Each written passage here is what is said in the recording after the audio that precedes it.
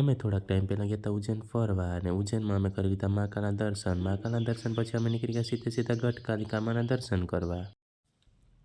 ગટકાલિકામાના દર્શન અમે કરી લીધા અને ત્યારબાદ અમે નીકળી ગયા સીધે સીધા કાલભૈરવના મંદિર તરફ. રિક્ષામાં ગીતો વગાડતા વગાડતા અને નાચતા નાચતા. ઉજ્જૈનના લોકો પર કેવા લાગે કે કોણ ગાંડા આવી ગયા.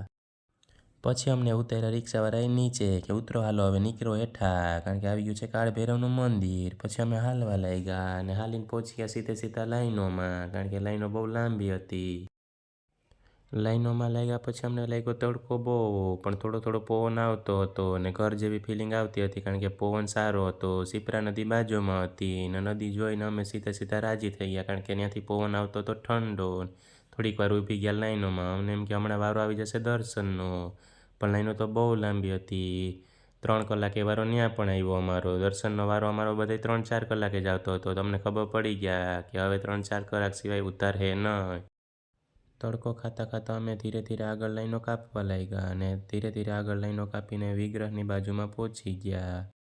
ગર્ભગૃહમાં વિડીયો લેવાની મને હતી તો છેટેથી જ વિડીયો લઈ લીધો અને દર્શન છેટેથી કરતાં કરતાં આગળ વધી ગયા અને દર્શન કરીને બારોબાર નીકળી ગયા. બાકીનો હવે આવતા વ્લોગમાં.